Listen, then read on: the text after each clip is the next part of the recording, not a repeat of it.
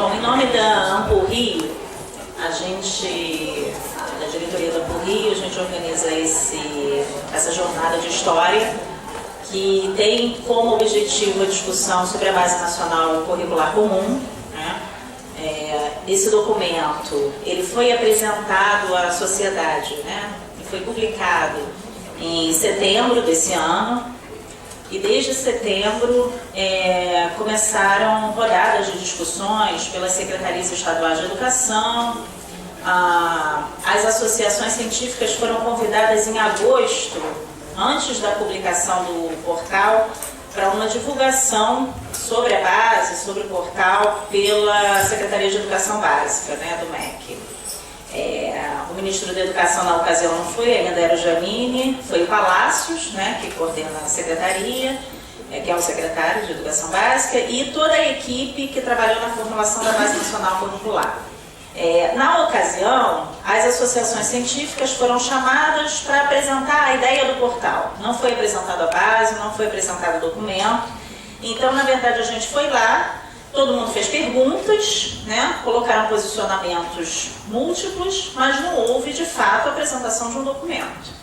Então, é claro que depois, eu até ouvi, né, a própria Secretaria de Educação colocar que as associações científicas tinham apoiado, mas, na verdade, a gente foi lá e não houve exatamente uma posição explícita sobre o que seria apresentado na Base Nacional. Isso em agosto.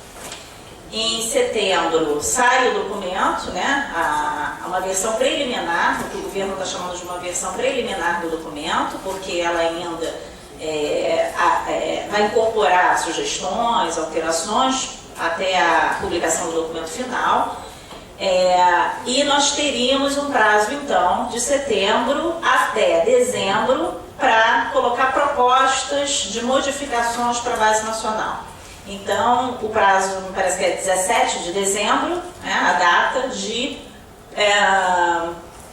incorporar sugestões que podem ser feitas individualmente, por associações, pode ser individuais ou coletivas, né, por instituições, por escolas, no próprio portal do MEC. Conversando agora com a Varley, que é coordenadora do GT Ensino de História, ela disse até que o portal ele pressupõe a incorporação de questões pontuais, né, de alterações pontuais na base. Bom, qual é a proposta da Ampul? Nós temos, por isso, o nosso prazo é muito apertado, por isso esse debate foi feito de forma meio corrida, porque a gente tinha que promover algum tipo de debate da área no Rio de Janeiro. Eu ainda aguardei um pouco o posicionamento da Nacional, mas a orientação da professora Maria Helena Capelato, né, que é presidente da Ampul Brasil, era de que as regionais promovessem esses debates para, no início de dezembro, que vai ter uma reunião em São Paulo, a gente discutir um pouco as posições sobre as regionais e pensar num documento comum da área de história, né, a partir da Ampul Brasil. Então é isso que a diretoria trabalhou para promover hoje, né, que é um dia de discussão sobre a Base Nacional. A opção que a gente adotou, né, foi fazer um evento que trouxesse um pouco as reflexões a partir dos grupos de trabalho da própria Ampul Rio. A gente entendeu que era um caminho, né, para trazer opiniões diversas sobre grupos que estão organizados, né, que atuam em diferentes temáticas de pesquisa na área de história e que poderiam contribuir para essas reflexões junto a um público, né, diverso, onde a gente tem tanto professores, né, pesquisadores, tanto das universidades, quanto do ensino fundamental e médio, enfim, quanto pesquisadores livres, que participariam e então trariam também as suas opiniões para esse debate, as posições para esse debate. Então a ideia aqui não é a apresentação de comunicações, né? Alguns GTs se sentiram mais à vontade em estar no público, né, e depois colocarem suas posições por não terem tido tempo mesmo de acumular por conta desses prazos corridos. E alguns se prontificaram a vir aqui, né, conseguiram amadurecer uma posição mais para apresentar. e vão colocar um pouco as suas impressões sobre a base, as suas reflexões. Mas são algumas posições. E nós temos na mesa da manhã e da tarde, em cada uma delas, nós convidamos um professor, né, e professora que fazem parte da comissão, que integram a comissão que elaborou o documento e que virão falar sobre isso, dar mais esclarecimentos sobre como foi composto o documento, como foi composta a comissão, enfim. É uma possibilidade, inclusive, da gente debater com os próprios professores que estão lá trabalhando no documento, né? O professor Mauro César Coelho está no trânsito porque o voo dele chegou agora de manhã. Então ele está chegando. Como a gente já tem um público considerável aqui, a gente está achando melhor começar essa discussão, afinal de contas a discussão é da área de História, né? E quando ele chegar, a professora Marta Abreu também, acho que está a caminho, né, Gisele? Ela deve estar a caminho, porque o trânsito hoje está meio complicado, e quando ela chegar, ela também integra o debate. Nós temos aqui presente o professor Alexandre Carneiro, que é professor da UF, que está representando o GT de Antiga, que vai integrar a mesa aqui comigo por enquanto a gente aguarda os outros, e eu acho que ele pode começar um pouco também a colocar a discussão feita dentro do grupo de trabalho de História Antiga, né? A ideia é a gente fazer apresentações aqui, reflexões de no máximo 20 minutos de cada um dos componentes da mesa e depois abrir para o debate, né? A professora Maria Letícia Correia, da UERJ, que está aqui na frente, ela vai ser nesse primeiro momento, nossa relatora, né? Ela é membro da diretoria da Ampul Rio e ela vai fazer relatoria, colocar, assim, a gente vai levantar as questões que surgirem no debate, as sugestões sobre esse debate. Então, professor Alexandre, por favor. Consegue me ouvir? Não? É isso que eu vou usar. Então, a professora Adriane Barontato, que não hoje vir hoje por problema na família, muito sério, né? A professora Adriane e eu estamos responsáveis para organizar o GT de Antiga ano que vem, que ocorrerá na UF, com a temática Novas Fronteiras de Pesquisa, Novas Fronteiras de Pesquisa e Antiguidade no Brasil. Vai ocorrer exatamente daqui a um ano, em novembro, na UF. Bom, e quando a gente pensa nessa temática e analisa no site a proposta, né, desse currículo, a gente fica um pouco desapontado, né? Porque a primeira coisa que a gente percebe, né, é que o que nós fazemos na universidade, né, o que nós chamamos de pesquisa de ponta, né, que a gente investe, os programas de pós-graduação investem, né, os professores na graduação também, né, isso não é levado em conta nessa proposta curricular, certo? Eu peguei dois trechos aqui, né, para ler com vocês, mas acho que o mais importante é o debate. Tá? Então, eu fico pensando o seguinte: quando a gente pensa, né, numa proposta dessa, e logo de início, eu estava falando com a professora Gisele há pouco, a Gisele Venâncio, que está aqui na frente, também da UF, da área de teoria e metodologia, que a proposta é formar, né, que eles dizem, né, formar jovens e formar cidadãos. Eu já fico,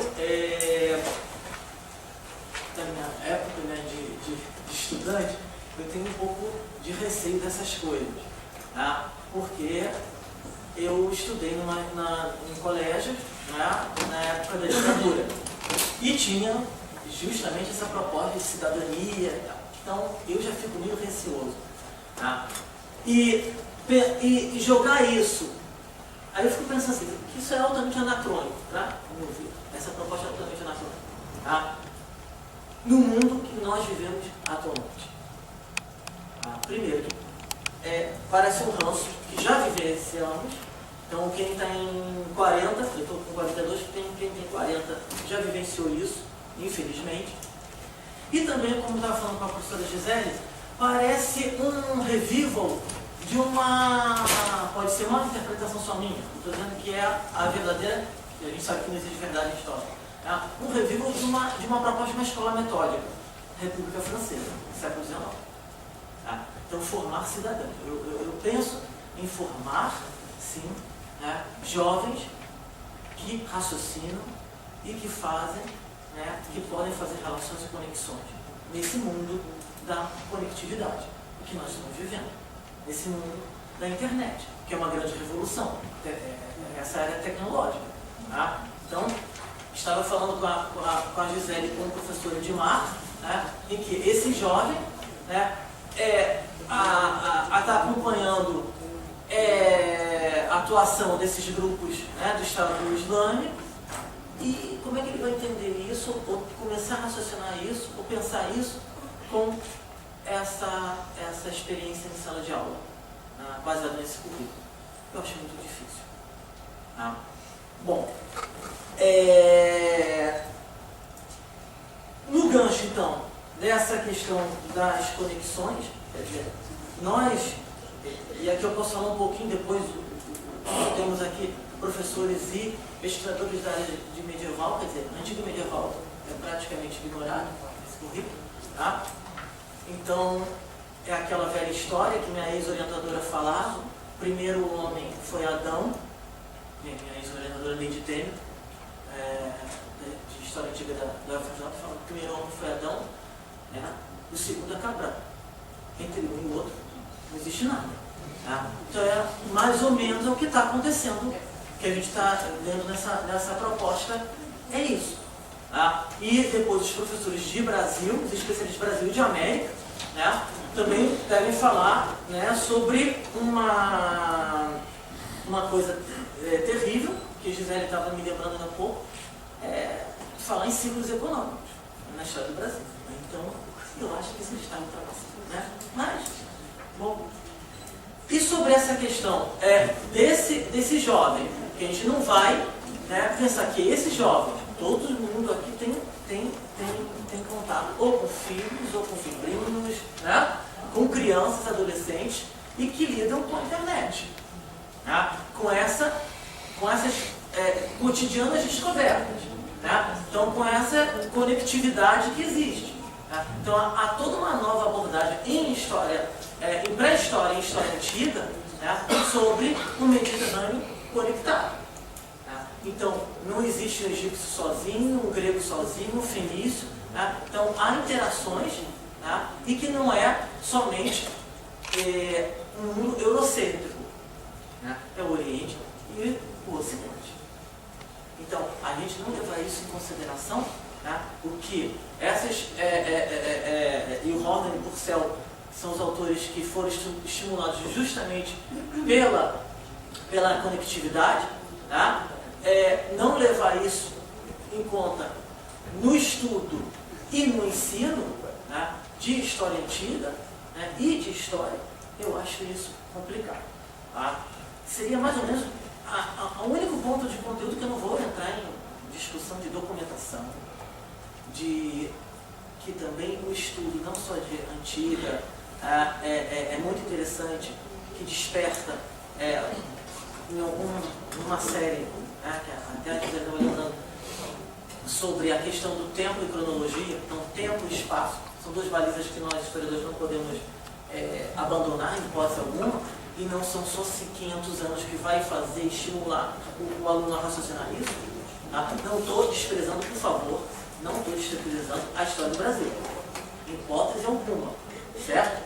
Mas a gente pode partir, sim, de uma história nacional, que é importante, mas só que nós não somos também brasileiros autóctones, não brotamos, temos uma ancestralidade, e ancestralidade não digo só que eu sou neto de português, mas uma ancestralidade cultural. Quando a gente fala em democracia, aí eu, lógico, parti do grego, eu trabalho com Grécia Antiga. Democracia, teatro, cidadania, politeia, polis, isso tudo vem da Grécia, né? Não vem do Brasil. E aí a gente vai, não interessa isso, joga fora. Né? Como é que a gente vai tratar? Emburrecer essas crianças e adolescentes. Bom, eu não vou mais falar de conteúdo, mas só de mais duas coisas. Quer dizer, lembrando, não esquecendo que há outros temas de ponta, né? Outros campos, não só da história, da antropologia, da arqueologia, que não são tratados. Tá? Então, se a gente jogar aqui também, eles falam tanto em diferença, mas não vi muita diferença em heterogeneidade. Né? É tudo uma uniformidade. Tá? Então, a questão do masculino e do feminino, tá?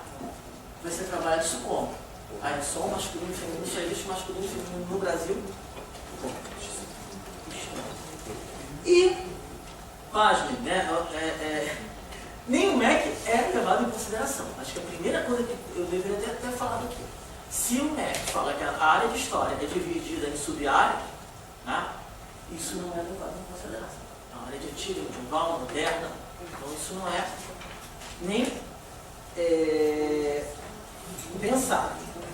E antes de falar das propostas, acho que também eu não vou me alongar tanto, das propostas do grupo de História Antiga, eu queria só frisar, reiterar aqui que eu acho que é importante, né? E Letícia está a nossa escriba, né? É a questão da diversidade. Tá? E a diversidade, né, nesse mundo que nós vivemos, que é completamente distinta, por exemplo, dos anos 80 da minha geração. Tá? Então, hoje, os interesses são múltiplos. Eu vou dar um exemplo. Tá? Aí, só brincando um pouco, é uma brincadeira, é evidente, né? O jovem, né, que assiste, né, um desenho, um filme, um jogo com Hércules, que nunca coloca o nome grego, Hércules, né? Hércules, o latim, tudo bem, né? Deixa o preciosismo de lado. Quem foi Hércules? Hércules não é herói nacional. Então, se não é Tiradentes, Duque de Caxias, Ayrton Senna, não é o que vocês quiserem, né? Então não vale a pena. Então não vai ser trabalhado. Então mito não é trabalhado. Também, pensamento mítico. Tá? Eu não estou querendo que elabore isso ao extremo, mas pelo menos fazer com que o aluno tenha um conhecimento, um contato.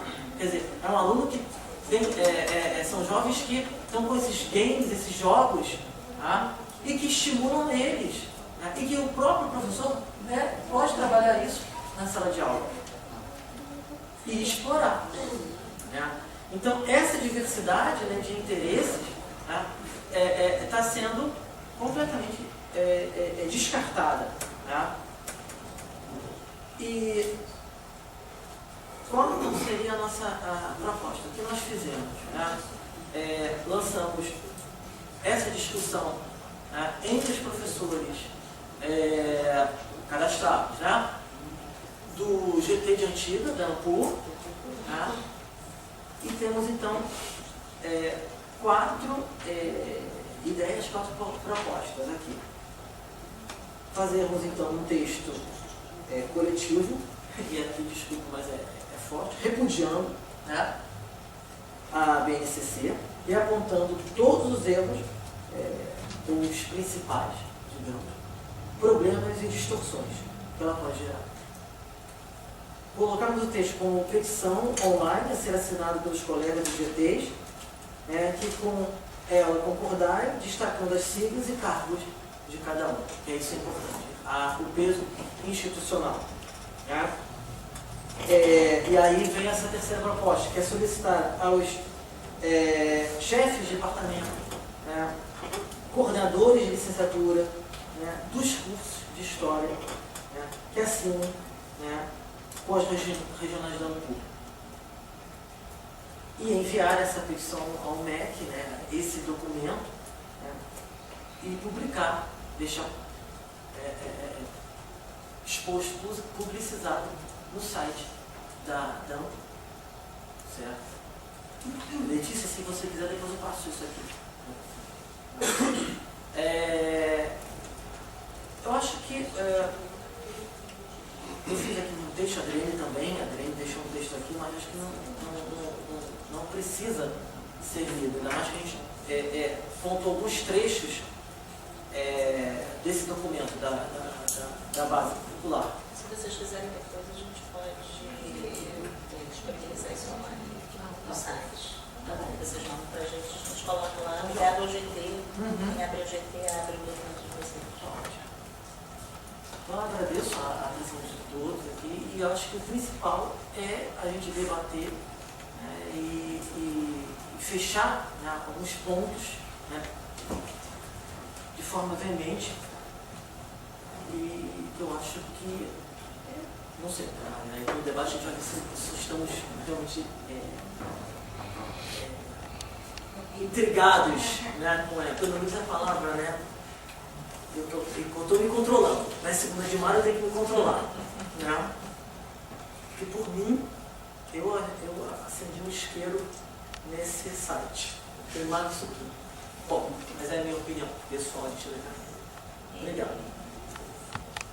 Nós temos aqui 3 representantes de GTs que talvez queiram se sintam à vontade, se vocês quiserem colocar alguma posição nesse momento. A Maria Luísa Oliveira, da Universidade Federal Rural do Rio de Janeiro, que está representando o GT de Antiga, de Gênero.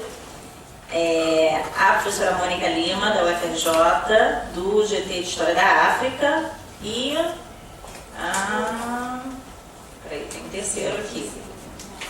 Não, de ensino vai estar tarde.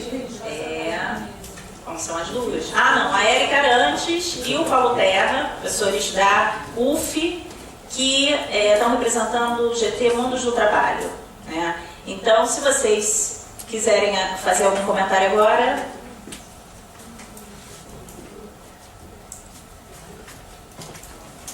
Então, eu vou abrir para... Você quer falar, Érica? Não? Então, eu vou abrir para as questões do público, tá? Professora Verônica Secreto, da UF. Retomar. Não, acho que não. Precisa microfone? Não.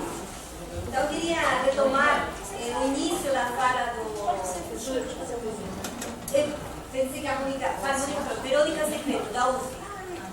Eu não estou representando nenhum GT, mas estou vim como sujeito do departamento e eu vou falar um pouco a partir da minha área, que é a médica. Então, não vou falar pela ausência, mas pela presença. Eu não coloquei no tempo da médica, não coloquei tempo da médica. Mas eu queria retomar uma questão que o Alexandre colocou, que é a questão da separação, do desencontro entre universidade e escola, que de alguma forma a base acentua. Ou seja, a gente vem trabalhando faz muito tempo na ideia de aproximar a universidade da escola. O governo, inclusive, tem investido através do PIBIT para que essa aproximação aconteça, para que esse produto de ponta em pesquisa na universidade chegue na escola. E agora nos encontramos com esta situação de que, na realidade, esse produto na universidade não serve para nada. Ou serve para bem pouco. Então, como área também, eu gostaria de indicar alguns problemas que eu vejo. Então, como eu falei, não é por ausência, a América está bem presente. Mas ela está presente de uma forma essencializada, assim, os poucos sabores originários que aparecem lá, é uma coisa assim. Primeiro, África e América aparecem como povos sem história, eles têm memória. Então, é uma coisa assim, um retrocesso de 60 anos, 70 anos. Um povo sem história que não tem direito à memória. Eu achei isso gravíssimo. Isso é uma coisa que perpassa os diferentes momentos do turismo. E como falou o Alexandre agora, a gente vai de Cabral, de alguma forma, de Adão a Cabral. E aparece reiteradamente em vários âmbitos diferentes, de vários objetivos, o conceito de conquista.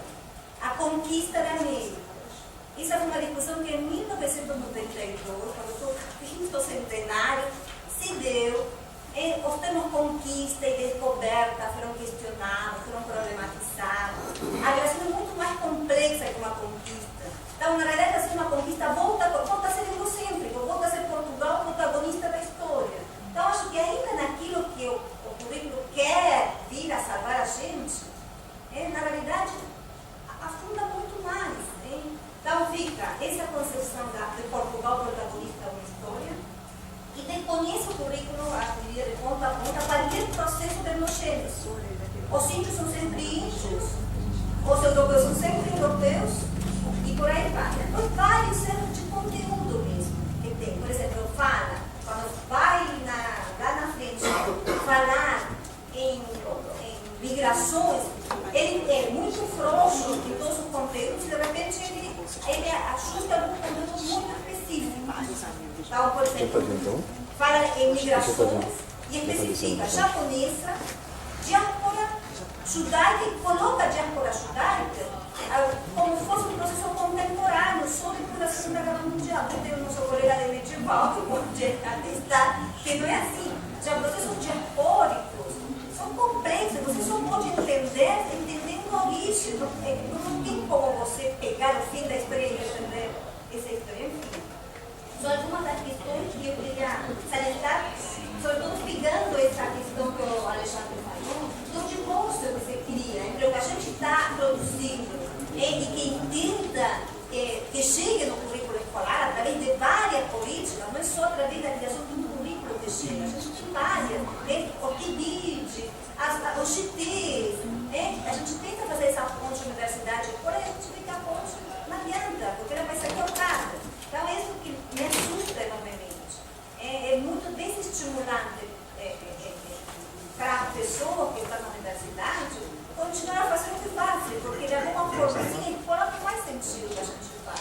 Ainda quando a gente faz, tem muita pesquisa, vamos dizer assim, mas não faz por algum motivo, que isso chegue em algum momento nas escolas. Isso é o que eu para falar, não é como chefe, como área, mas preocupada com essa área da medicina. Obrigada, professor Henrique? Obrigado. A gente sou Henrique da PUC. Obrigado. O Henrique. Isso, eu vou falar à tarde. Ele vai estar à tarde na mesa com a gente. Então, não vou ficar antecipando. Na verdade, eu vou reagir um pouco ao que o Alexandre falou e a Verônica agora falou. Começando até pela sua fala dessa aproximação universidade-escola. Eu recentemente participei de um evento na PUC, que é um evento com os PIBIDs, coordenadores de PIBIDs. E eu fiquei muito bem impressionado com a experiência. Então, eu reforço o que você falou. Apesar do PIBID ser algo recente, já tem uma pequena experiência acumulada, né, que talvez fosse interessante. Não sei como é que esse debate, essas mesas vão se desdobrar, mas sempre vai ter desdobramento.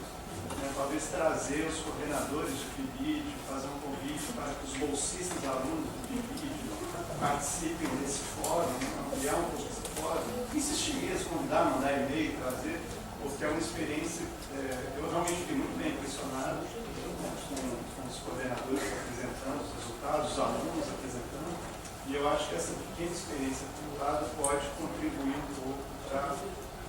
Eu sei que tem uma urgência, né, os prazos são pequenos, mas eu acredito que, pelo menos espero, que esses prazos dilatem um pouco.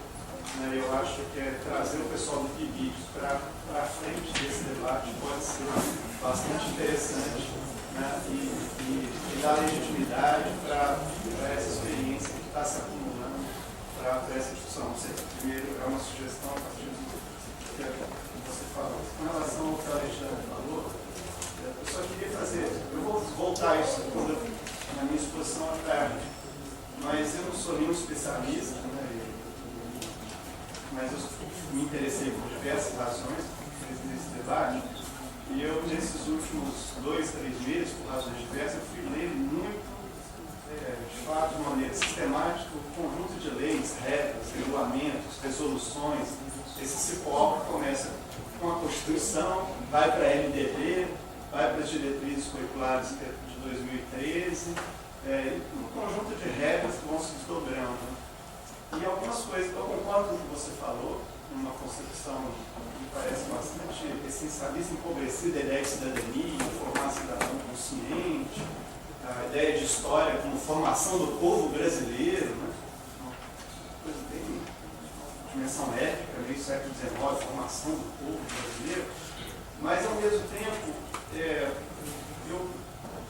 é possível perceber que essa proposta, na verdade, ela tenta traduzir algo que vem desde a LDB.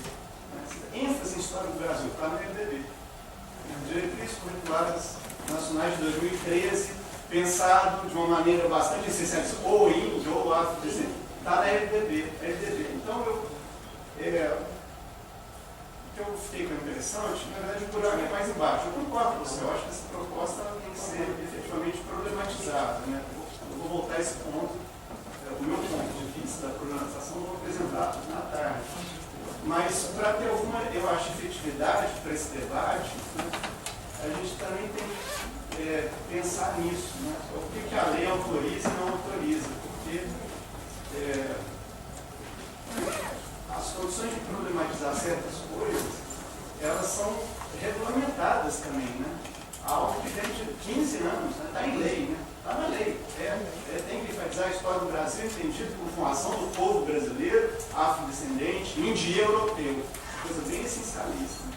Então eu fico pensando, para a gente se movimentar nesse ciclo, e eu acho que tem que ser feita uma crítica, ou pelo menos problematizar essas questões, mas a gente tem que também levar em consideração, né, de que essa problematização e como fazê-la, né, ela necessita uma estratégia, né, de como interpretar a lei, inclusive. Né. Eu acho que essa proposta interpreta a lei de uma maneira, eu concordo com você, bastante empobrecida. Né, mas a lei induz a esse tipo de proposta.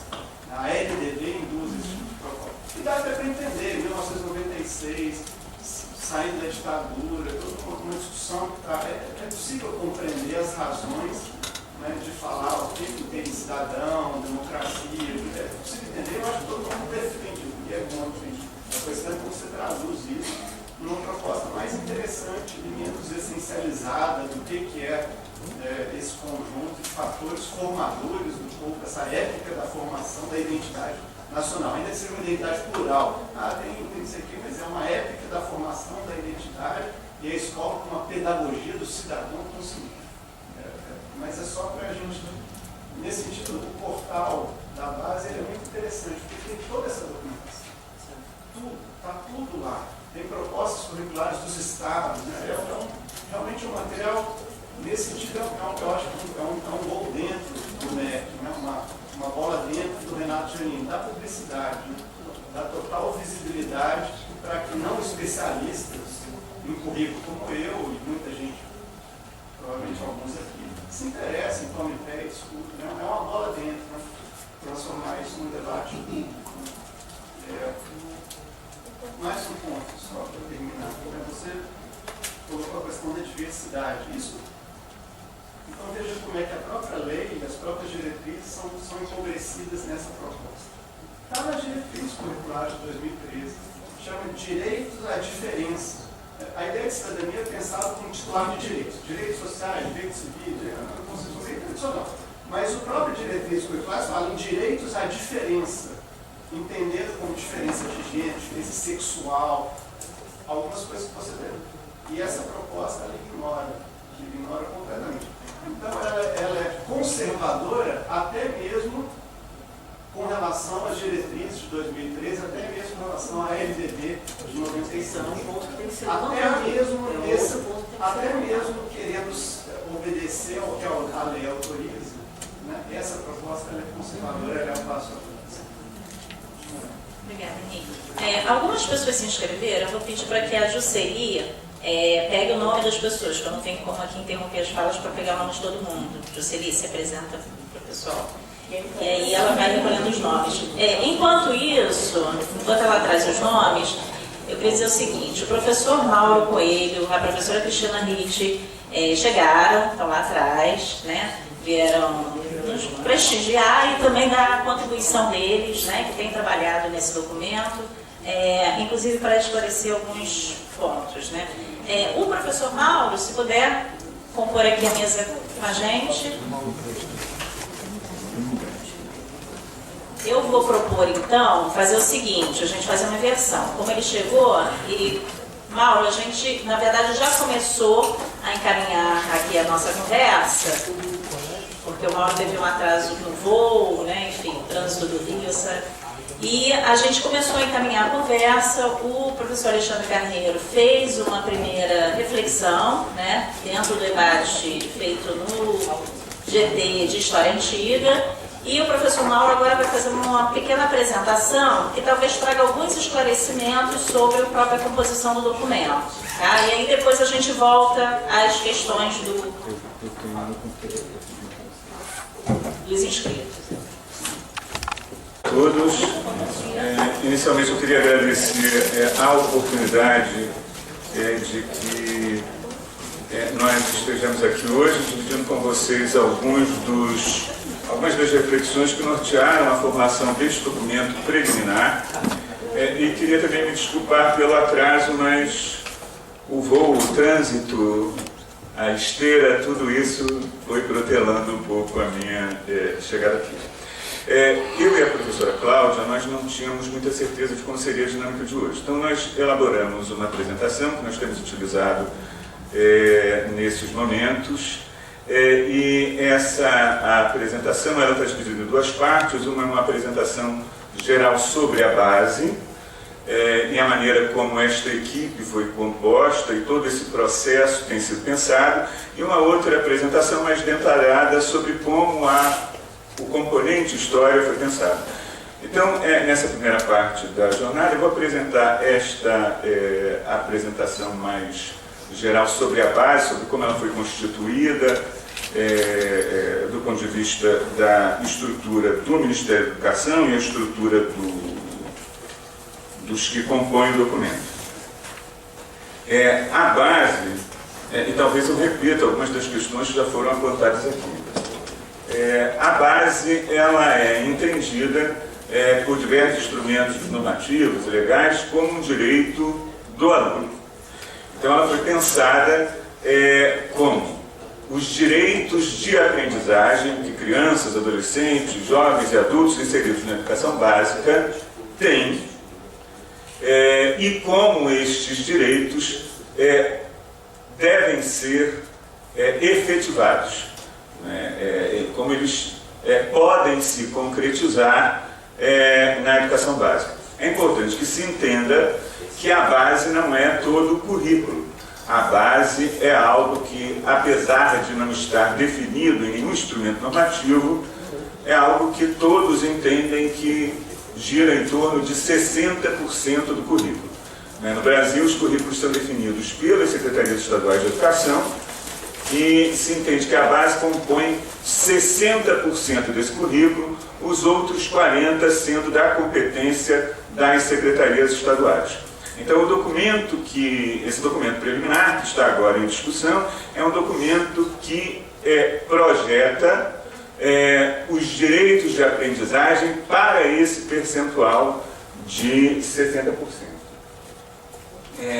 A base ela está prevista na Constituição, está regulada pela Lei de Diretrizes e Bases, foi discutida pelos diferentes conselhos, pelos Fóruns Nacionais de Educação e está prevista pelo Plano Nacional de Educação, que estabelece que ela deve ser formulada e implementada a partir do ano de 2016.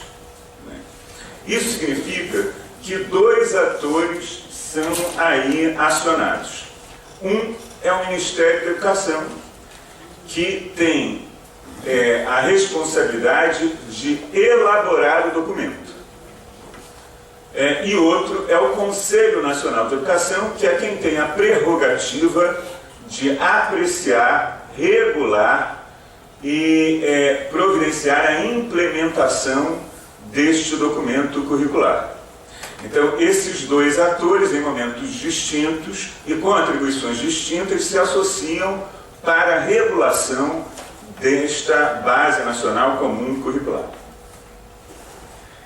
A base está sendo conduzida dentro do Ministério da Educação pela Secretaria de Educação Básica e dentro da Secretaria de Educação Básica pela Diretoria de Currículos e Educação.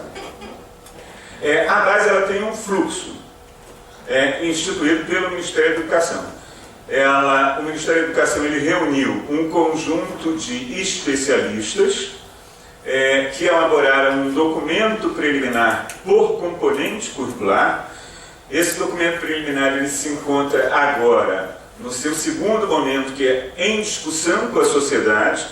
Terminada esta discussão, incorporando as contribuições que a sociedade fará, o Ministério da Educação elaborará um documento final. Esse documento final será submetido ao Conselho Nacional de Educação, que depois de apreciá-lo, regulamentá-lo e eventualmente alterá-lo, implementará nos sistemas de ensino em todo o país.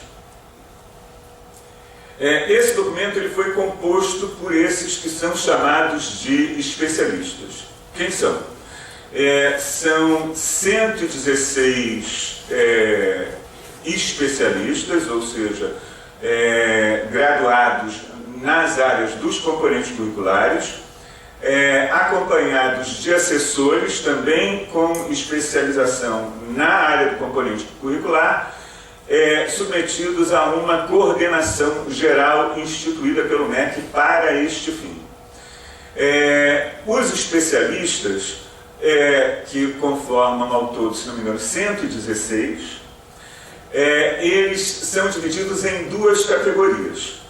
Há os especialistas indicados, que são indicados pelas secretarias estaduais de educação, por meio do CONSED, e os especialistas indicados pela Undime.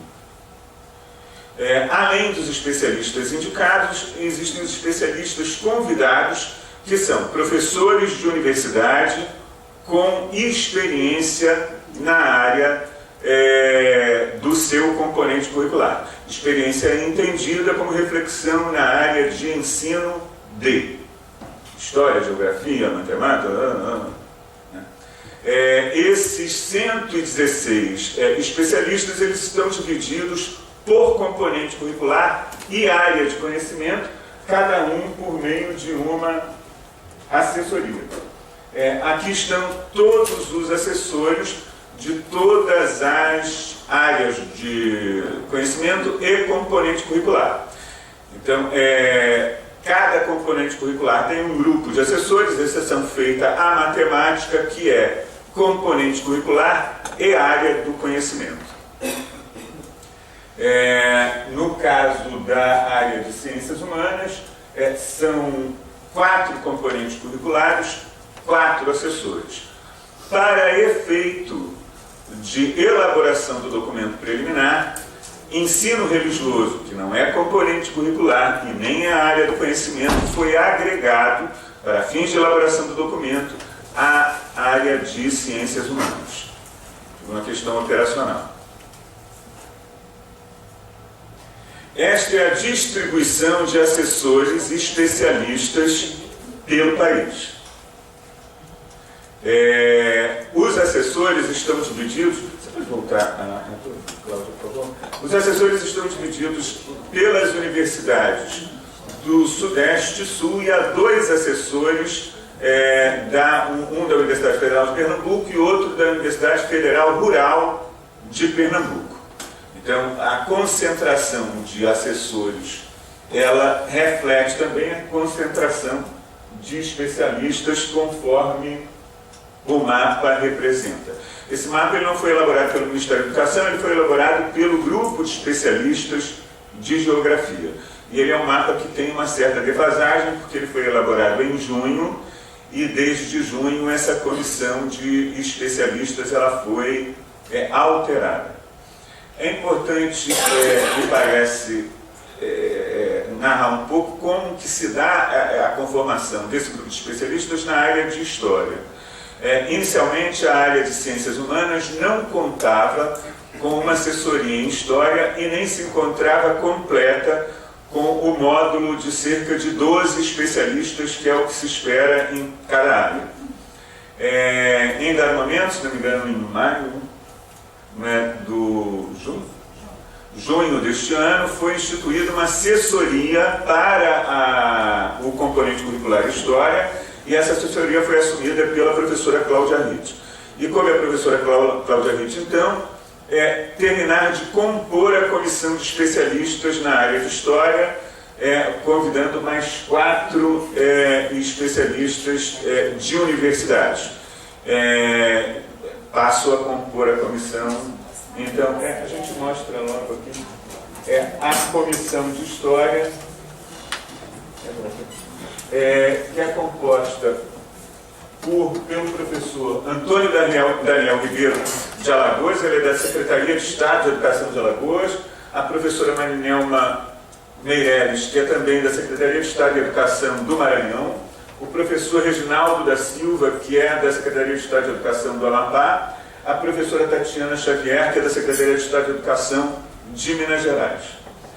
Os representantes da Undime são os professores Leila Perussolo, de Roraima, a Maria da Guia, do Rio Grande do Norte, e a Rilma Melo, da Paraíba. E os especialistas convidados, o professor Josvane da Silva, do Amapá, da Unifap, o professor Itamar Freitas, da Universidade de Brasília, o professor Leandro Rocha, da Federal de Goiás, o professor Marcos Silva, da Universidade de São Paulo, a professora Margarida de Oliveira, da Federal do Rio Grande do Norte, e eu, da Federal do Pará.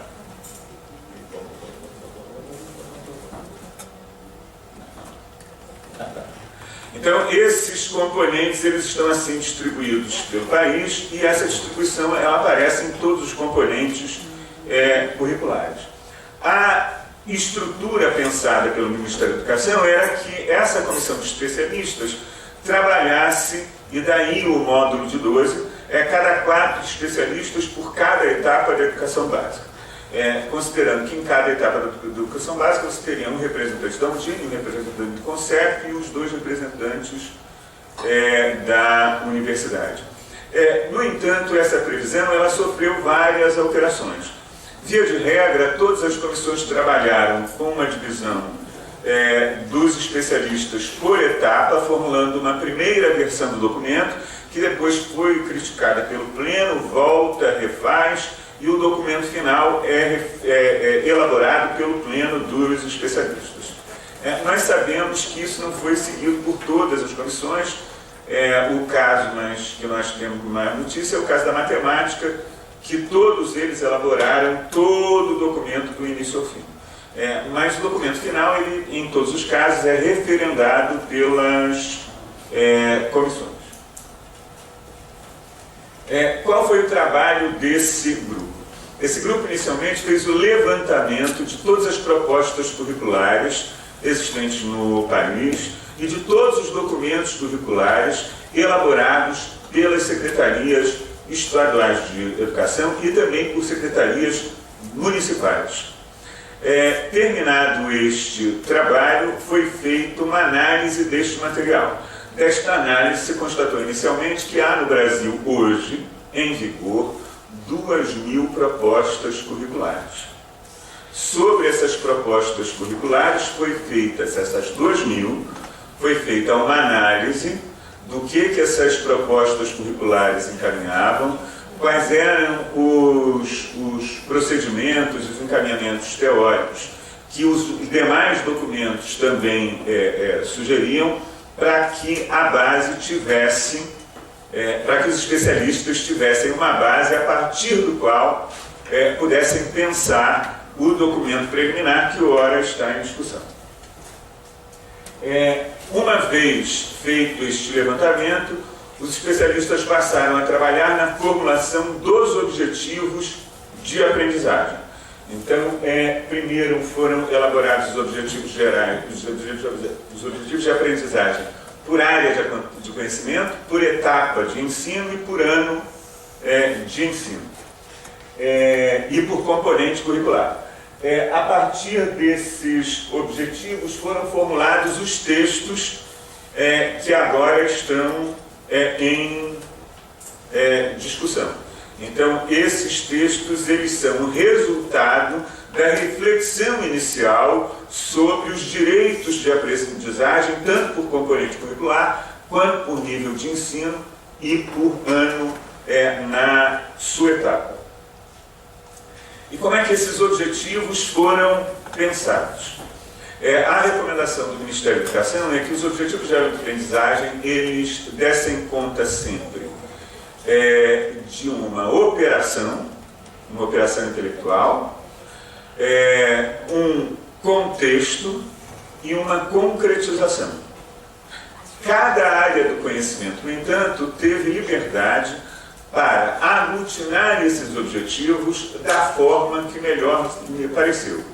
Então, esses objetivos, no documento preliminar, ao sabor do componente curricular, eles aparecem ora como eixos, ora como campos de atuação, ora como manifestação, ora como procedimentos. Mas aí são as formas como cada componente entendeu a aglutinação e a forma como esses objetivos se estruturaram. Então a gente apresenta aqui agora para vocês a maneira como esses objetivos, essas aglutinações, se deram em todos os componentes curriculares. Então, em ciências da natureza, em matemática,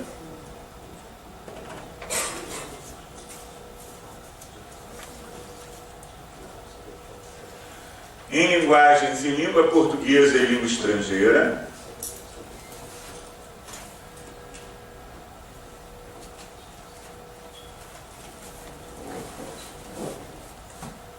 ainda em linguagens em artes e educação física,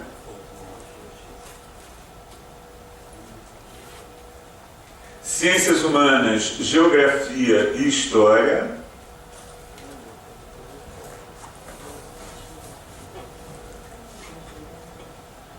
ensino religioso e filosofia,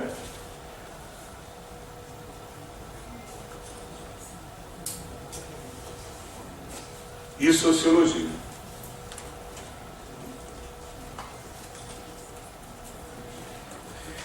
Elaborado o documento, o Ministério da Educação ele compreende que nós estamos no momento de discussão. E o Ministério privilegia 3 atores nesta discussão. O primeiro são eles: as entidades científicas, em reuniões presenciais como essa que realizamos aqui hoje, a sociedade em geral, por meio da base da plataforma elaborada pelo Ministério da Educação, que recebe contribuições virtuais. Para participar da base, basta ter CNPJ ou CPF. Isso possibilita múltiplas contribuições. Uma instituição pode propor uma contribuição como instituição. Dentro desta instituição, um departamento, por meio do CPF do seu coordenador, pode propor uma contribuição.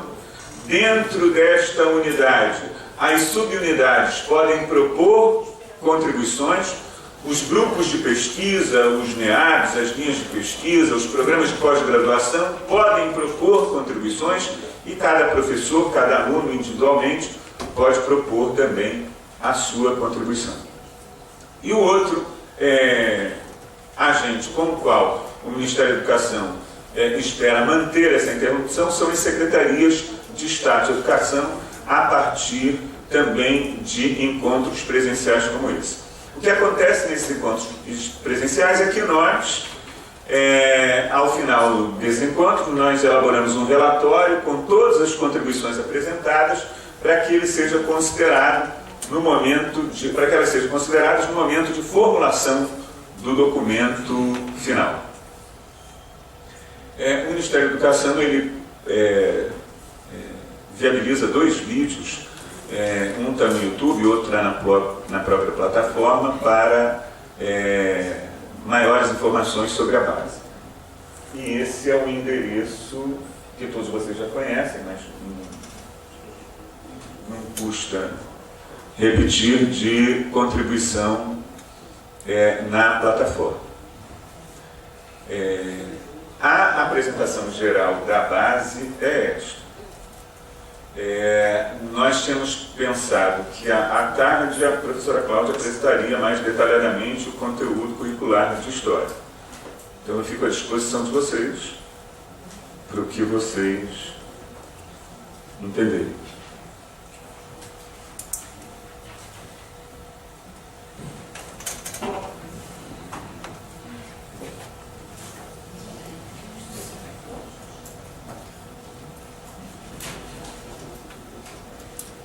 Obrigada, Mauro, pela apresentação e pelos esclarecimentos. Acho que a partir, inclusive, dessa exposição que o professor trouxe, acho que agora os inscritos poderão fazer perguntas à luz também do maior esclarecimento sobre como foi composto o documento. Juscelia, isso. Professor Edmar. Bom dia, meu nome é Edmar, sou professor de História Medieval da Catedral Fluminense. Em primeiro lugar, queria elogiar a apresentação e a discussão da base de disponibilização do colega do Dr. Isso aí online para que a gente possa debater. Do ponto de vista prático, eu fico só com uma preocupação de termos algo assim implementado em 2016 e que a sua fase de discussão está acontecendo efetivamente agora, em novembro de 2015. Isso é uma coisa que me preocupa em relação ao desequilíbrio entre essa fase de discussão e a sua fase de elaboração. E também me causa espécie a gente saber que a parte de História ficou sem uma assessoria específica até junho de 2015, salvo engano. Então, isso é algo que eu precisaria ter de mais esclarecimentos porque dessa diferença em relação à História. E eu vou retomar alguma coisa que foi comentada antes, que eu não estava aqui, o professor Alexandre comentou, concordo com algumas a maioria das considerações que o professor Alexandre fez. Eu queria me deter apenas em alguns aspectos. Primeiro, eu considero bastante positivo que a base tem essa preocupação com a cidadania, com a ideia de cidadania, formação de cidadania. E como professor de História Medieval, não tenho também nenhum problema em pensar que vai se adotar como um fio condutor a história do Brasil, se for de fato um fio condutor, e que essa história apareça conectada a uma série de outras discussões em temporalidades diversas, em quadros conceituais e teóricos diversos. Não tem problema quanto a isso. Mas me preocupa a forma como isso está colocado na base, como isso parece que vai ser operacionalizado. Então, partindo dessa ideia de cidadania, e de outro aspecto eu considero positivo também a preocupação com romper com o eurocentrismo na visão da história, é que eu vou fazer uma crítica rápida até para não tomar tempo das outras pessoas que querem perguntar. Eu não consigo perceber como é possível discutir a formação do cidadão sem que a gente discuta historicamente o conceito de cidadania, sem que a gente consiga navegar ao longo do tempo de várias temporalidades diversas sobre a construção histórica do conceito de cidadania. Me parece que a forma como as coisas são colocadas nessa base curricular, pelo menos como ela está hoje, opera-se uma drenagem dos conteúdos de história antiga e medieval, onde eu atuo, né, e que, a meu juízo, torna muito complicado, muito enfraquecido exatamente esse processo de discutir, por exemplo, esse conceito, essa construção histórica do conceito de cidadania. Então, essa é uma consideração que eu gostaria de fazer. A outra, em relação à própria história, a conexão da história do Brasil com outros momentos, ou a ideia de romper com o eurocentrismo, ou romper, por exemplo, como se diz no documento, com o modelo quadripartite francês, ou pelo menos discuti-lo criticamente, eu só consigo entender que se faça isso se ele é conhecido efetivamente por dentro. E eu sinto falta disso na apresentação dos conteúdos, digamos assim, como eles estão postos na base. Parece que, insisto, há uma drenagem de conteúdos de história antiga e medieval que esvazia muito do conhecimento que o aluno poderá ter acerca da cultura ocidental, na qual ele está imerso, na qual essa história do Brasil que se pretende discutir está imersa. Eu acho que, de certa forma, a base nega um pouco isso. Tá? E isso, para mim, é o aspecto mais complicado. Então, eu não vou tratar aqui, nem há tempo, de questões pontuais do conteúdo medieval, até porque eles estão praticamente ausentes. Mas a minha preocupação de fundo é essa. É como que podemos trabalhar com um documento desse, no sentido de efetivamente construirmos conceitos perceber a construção histórica desses conceitos dentro da cultura na qual nós estamos imersos, que permite que a gente faça a discussão de problemas contemporâneos com problemas do passado. Então, eu acho que existe um desequilíbrio aí na apresentação dos conteúdos que, para mim, acaba colocando em xeque alguns dos pressupostos que, repito, até certo ponto concordo com isso.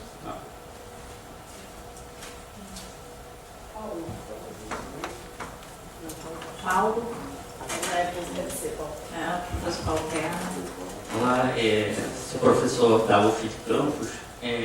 Eu não estou representando exatamente aqui o GT Mundo do Trabalho, porque a gente ainda não tem no Rio de Janeiro esse GT formalizado, mas nós chamamos uma reunião, estiveram poucas pessoas, eu, a professora Érica também da UF de Campos e o professor Paulo Fonte da FGV.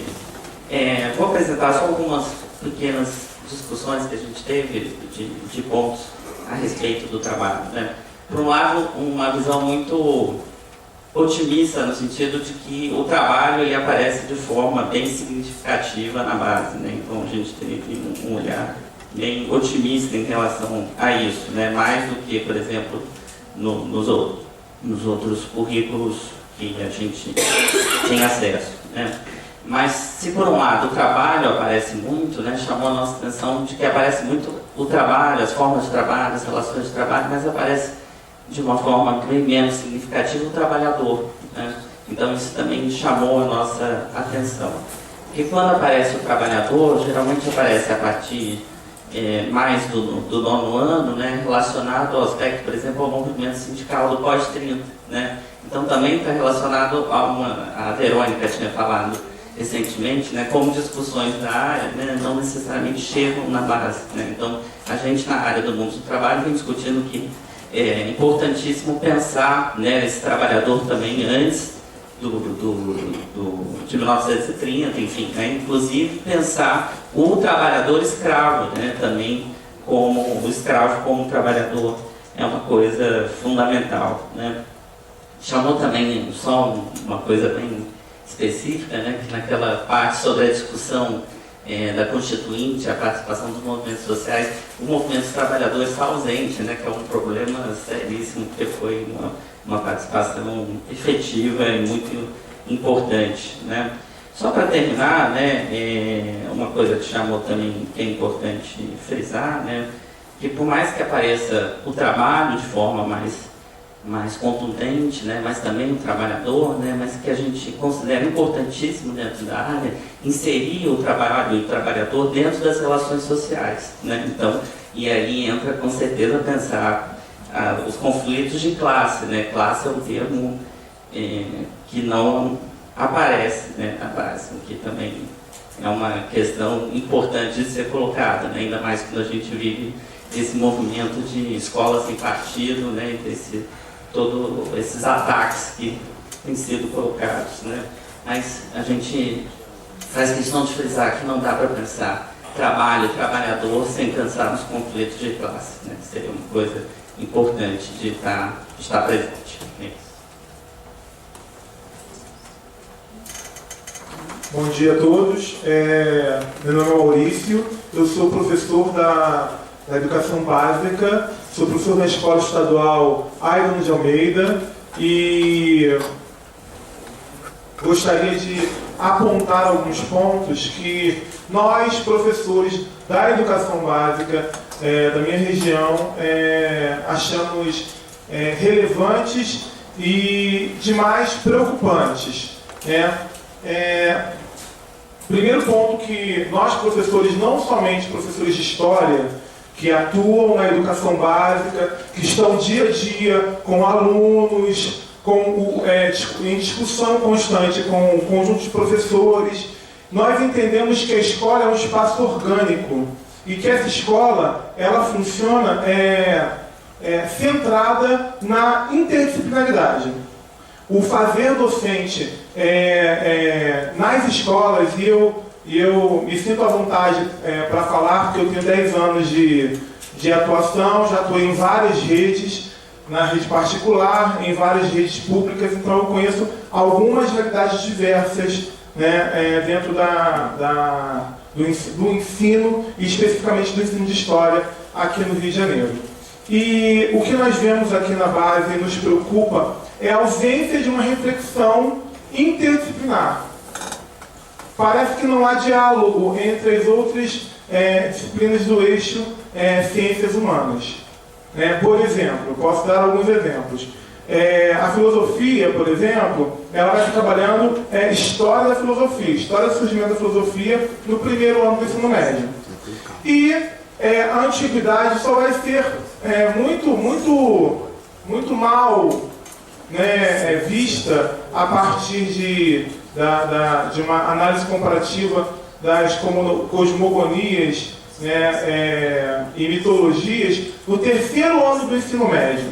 Então, assim, primeiro, como esse conhecimento vai produzir sentido no terceiro ano do ensino médio e como esse conhecimento da área de filosofia vai produzir sentido no primeiro ano do ensino médio, se não há uma interlocução entre esses saberes e se também não há uma preocupação em construção de um repertório prévio, social, cultural, histórico, filosófico, para que esse aluno tenha condições de desenvolver uma capacidade crítica, de desenvolver a criticidade. Então, assim, eu vejo essa organização dos conteúdos a partir de um eixo de história temática que eu não consigo compreender qual é o eixo de ligação, porque me parece que não há um eixo gerador muito claro,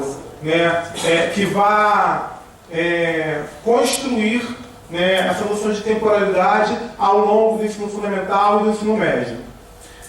Temos outro problema, por exemplo, o professor de geografia vai discutir os impactos sociais e econômicos da Segunda Guerra Mundial, sem que o aluno saiba o que é a Segunda Guerra Mundial.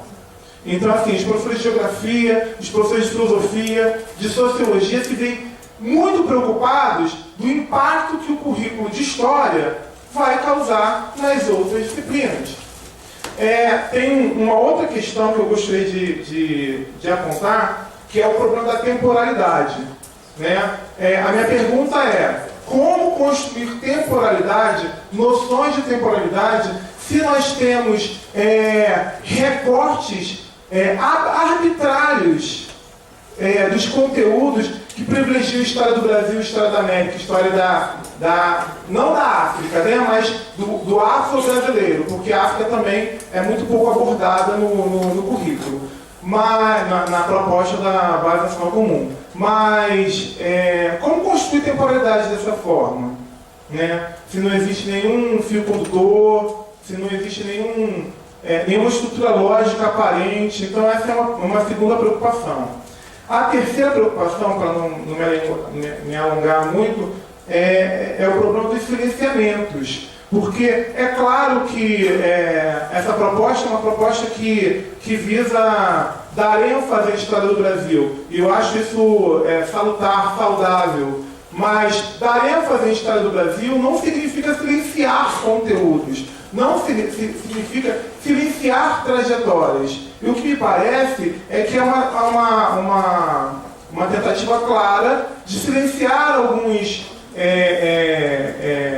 alguns acontecimentos, algumas correntes, enfim. Então, eu vejo essa proposta como uma proposta que se silencia, não que propõe novidades. Ela tem um marco militante, né, de militar em torno de uma causa, mas eu acho que estamos nos munindo de instrumentos coloniais para combater o colonialismo. Então eu acho isso complicado. E por último, essa questão memorial, da história memorialista presente no currículo, né, como reforçar a questões relacionadas a datas comemorativas significantes e relevantes.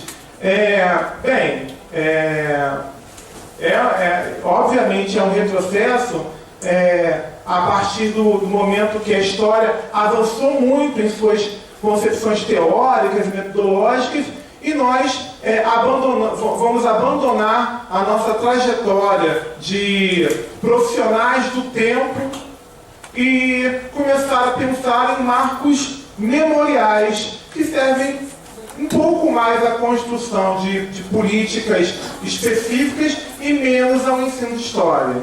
Obrigado. Eu queria organizar isso aqui. Bloco de 3 perguntas, né? Eu queria convidar o Alexandre para voltar à mesa, porque ele fez uma apresentação inicial e houve também alguns comentários em relação à fala do Alexandre, para que ele também comente, e lembrar que o propósito desse evento é que a gente, de fato, traga reflexões que possam ser pensadas junto com o Órgão Nacional em torno da formulação de um documento com propostas conjuntas para a área. O Alexandre, inicialmente, ele trouxe 3 propostas do GT de Antiga. Seria 4 propostas? Você anotou as 4. A Maria Letícia Correia é a nossa relatora oficial do evento, então ela vai lembrar as 4 propostas colocadas. O Alexandre, que está aqui do meu lado, mais fácil. As 4 propostas colocadas, e seria bom também que as pessoas falassem um pouco em torno delas, né? Pensando se a gente referenda isso, enfim. Ok, então, acho que vocês... Mauro, pode... Eu queria agradecer pelas questões, elas nos permitem esclarecer alguns pontos e alguns desafios que esta comissão de especialistas em todas as áreas, em todos os componentes curriculares, enfrentou. E talvez eu antecipe algumas questões que a professora Cláudia vai tratar depois de maneira mais pormenorizada na sua fala. O desafio que nós nos deparamos e que nós aceitamos foi de pensar um currículo nacional, quer dizer, e discutir o que pode ser nacional, o que pode ser ensinado em todas as escolas do Brasil, independentemente da sua localização no espaço. Isso colocou para a comissão um desafio muito grande, porque apesar desta comissão, especialmente a Comissão de História, ser formada por professores de diversas regiões, trajetórias distintas, todos com experiência na educação básica, que esse é um critério que o Ministério da Educação estabeleceu, mesmo os professores das universidades têm experiência pregressa na educação básica, e todos os professores indicados são professores das redes. É que alcançar esse, eu vou utilizar aqui uma palavra que me vem à cabeça agora, mas ela certamente não é melhor, este mínimo denominador comum, é um desafio impensável, porque você lida com expectativas, diversidades, memórias, perspectivas distintas, dependendo do lugar em que você está no país. Então, esse objetivo colocou uma série de outros práticos. Quer dizer, como é que você pensa um currículo comum, que é 60% da carga horária, de uma disciplina que tem entre 105 minutos a 150 minutos por semana, em média, no país. Isso nos estados, nos sistemas de ensino, em que história tem 3 tempos. Porque há sistemas de ensino em que ela tem 2 tempos e há sistemas em que ela tem 1 tempo. 50 minutos por semana. Como você dá conta do que é comum, e esse é o exemplo que para mim é o mais, que me chama mais atenção, como é que você dá conta do que é comum num país que comemora a independência em 4 dias que eu conheço: 7 de setembro, 2 de julho, 15 de agosto e 24 de janeiro. Para alguns lugares no Brasil, 7 de setembro é um feriado bem aproveitado. Independência é 2 de julho, ou 15 de agosto, ou 24 de janeiro. Como é que você constrói, diante desta complexidade, algo que é comum? A nossa opção, quer dizer, então ficou claro para esta comissão que havia de se fazer uma seleção, que é arbitrária. Nós definimos um critério a partir do qual nós iríamos dar conta de uma seleção de conteúdos. A legislação, ela já dá alguma informação. A história do Brasil, e a história do Brasil que incorpora, redimensionando aí a memória recebida lá do século XIX, incorpora as memórias afro-brasileiras e indígenas. Então, este norte, ele foi escolhido em função destas questões, da diversidade de experiências e de memórias e de perspectivas existentes no país, dos limites que esta disciplina tem de se operacionalizar e das discussões que este conjunto de especialistas, que está disperso no tempo, disperso no espaço, que no caso dos especialistas convidados eventualmente se leram, mas que nunca trabalharam juntos. Nos encontramos a primeira vez em torno de uma mesa neste evento. Não tínhamos nenhuma afinidade prévia. Não nos conhecíamos. A primeira sessão foi muito prazer. Eu sou o Mauro. Porque nós não nos conhecíamos. Então, esta diversidade, ela tem um mérito de apresentar para nós os problemas que o ensino de história, a escola, apresenta nas diferentes latitudes, longitudes que esse país comporta. Então, a opção pela história do Brasil, ela nos pareceu o norte mais correto, que nos dava maior sustentação. Além disso, nós temos hoje uma crítica já encorpada sobre o ensino de história. Nós temos um campo de pesquisa em ensino de história que já tem mais de 3 décadas e que já aponta uma série de problemas do ensino de história no país. O eurocentrismo, a repetição de conteúdos, que foi algo que nós percebemos naquelas 2.000 propostas. A primeira coisa é que o currículo dos anos finais do ensino fundamental se repetia no ensino médio. Depois que é um currículo impraticável. Não há um professor que eu conheça que tenha conseguido concluir este conteúdo. Ano a ano. Não é possível. E depois é um conteúdo que parte da seguinte premissa: que tanto o raciocínio histórico quanto a compreensão de cidadania, elas serão apreendidas por meio do domínio por parte do aluno da herança ocidental. Quer dizer, se o aluno começar lá, na escrita, e terminar ontem, ele, ao se apropriar desta trajetória, ele vai desenvolver o raciocínio histórico e a compreensão de cidadania. E nós sabemos que não é assim.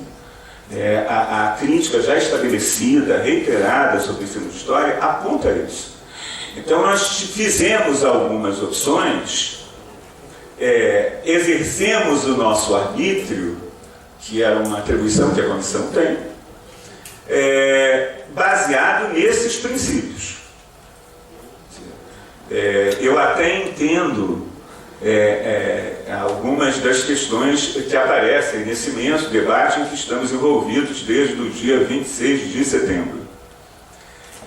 Mas várias das questões que são colocadas, elas talvez, se consideradas essas especificidades que a escola brasileira apresenta, elas possam ser redimensionadas. Eu tenho plena certeza de que é impossível um currículo que dê conta da história da humanidade. Não é possível. Então temos que estabelecer seleções. Então, nós tentamos, e a nossa expectativa é que isso ficasse claro no documento preliminar, nós já temos consciência de que não ficou claro. Temos algumas críticas que a comissão de especialistas fez ao Ministério da Educação, que estabeleceu limite de páginas, limite de caracteres, não pode ultrapassar tantas laudas. Então nós temos uma desvantagem, por exemplo, em relação aos parâmetros curriculares nacionais, que era um livro para dar conta da opção daqueles especialistas que elaboraram nos seus gabinetes os parâmetros curriculares nacionais. Nós temos um número limitado de laudas, de caracteres. Isso nós certamente nos insurgiremos na elaboração do documento final. Mas eu queria aproveitar a oportunidade para esclarecer que arbítrio foi esse. Pensando que a história do Brasil é um eixo que permite dar conta de algumas das demandas que a crítica sobre o ensino de história apresenta e também a reflexão sobre a escola, um saber significativo ao aluno, um saber que falasse mais de perto da sua realidade, um saber que colocasse como centro da discussão, nós pensamos que história do Brasil é um tema que permite você dar conta de um saber que seja significativo, no qual o aluno se perceba como protagonista e que dê conta da sua identidade. Uma questão que eu, como pesquisador do ensino de história, eventualmente me deparo nas escolas da periferia de Belém, é que o aluno não sabe, eu estou reproduzindo o que este aluno apresenta na minha pesquisa, ele não sabe o que faz com grande parte do conteúdo de história. Ele não sabe o que faz. Não importa se esse conteúdo é de antiga, de medieval, de moderno, de contemporâneo. Ele não sabe o que aquele conteúdo diz a ele, porque ele não se vê naquele conteúdo. Especialmente por uma questão. Se esse conteúdo é eurocêntrico, e ele é também um conteúdo fundado no Centro-Sul. Então, quem está ao redor, no Nordeste, no Norte, no Centro-Oeste, ele não se percebe nesse currículo. Porque esse currículo não fala da sua história. Então, a nossa opção por História do Brasil foi que, por meio de História do Brasil, com o objetivo de desenvolver o raciocínio histórico desse aluno, nós poderíamos dar conta das diversas temporalidades e das diversas experiências que esses alunos têm nas suas diversas posições do país. Então, um exemplo, uma questão que nós tínhamos que dar conta, e nós entendemos que era relevante ao tratar da colônia, era o conflito metrópole-colônia, que usualmente ele é percebido por meio da Inconfidência Mineira. A Inconfidência Mineira é um processo relevante? É um processo relevante, mas é um processo que fala muito do Sudeste. No estado do Grão-Pará e Maranhão, que nem era ligado ao estado do Brasil naquela época, a Inconfidência Mineira não tem significado. Então, nós buscamos dar conta deste processo histórico, desta questão, desta relação local-global, por meio de diversas experiências espaçadas no espaço e que dessem conta dessas diversas perspectivas. Então tem lá a Inconfidência Mineira, tem a Inconfidência da Bahia, tem a Revolta de Bergamo. E isso nós tentamos seguir em todos os processos. Mostrar como essa diversidade e esta diversificação, ela se dá tanto no tempo quanto no espaço.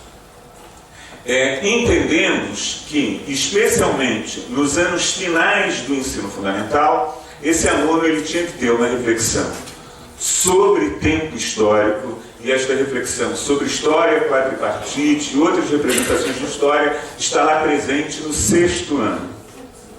Entendemos que este aluno ele tem que ter uma contribuição, uma reflexão sobre sujeito histórico, sobre protagonismo do sujeito.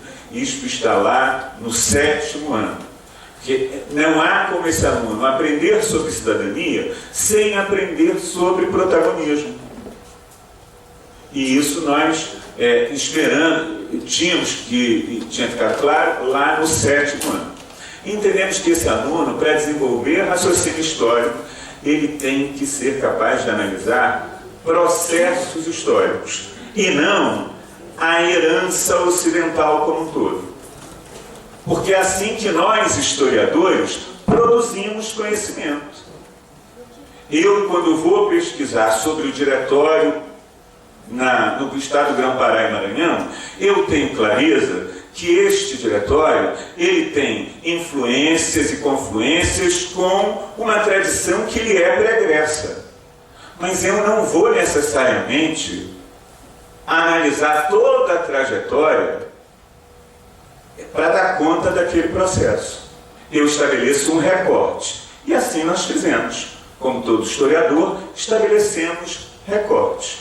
Ele vai estudar no 8º ano o mundo do trabalho, pensando escravidão, a formação da nacionalidade, e no 9º ano ele vai analisar momentos sociais e a formação da cidadania.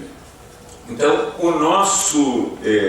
as nossas escolhas, elas se deram a partir desses pressupostos, que nós esperávamos que eles estivessem mais claros. Hoje nós sabemos, dado a nossa trajetória por diversas assembleias em que esse documento é discutido, que ele tem uma série de pendências que nós temos que dar conta.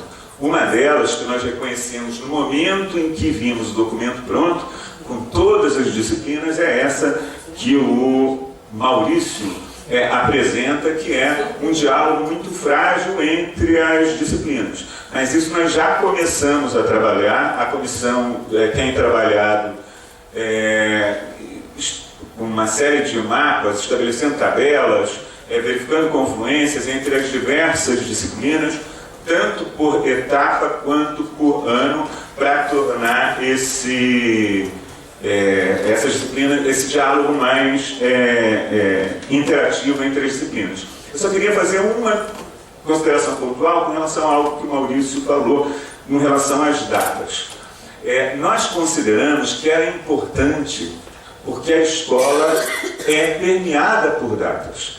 Esses alunos têm festa disso, festa daquilo, dia disso, dia daquilo, e era importante, e isso me parece que está... Pelo menos nós entendíamos que estava suficientemente claro. Nós não queremos reiterar essa prática. O que nós queremos é que esse aluno discuta esta data, que ele reflita sobre elas e que ele critique esta data, que esse foi um outro parâmetro. Nós não queremos baseado aí na crítica que o ensino de história já tem consubstanciada, uma história que reitere a tradição, mas que critique a tradição. Então foi esse o nosso objetivo. Nós vamos rever lá o descritor para que isso fique mais claro, para que não pareça que nós queremos aí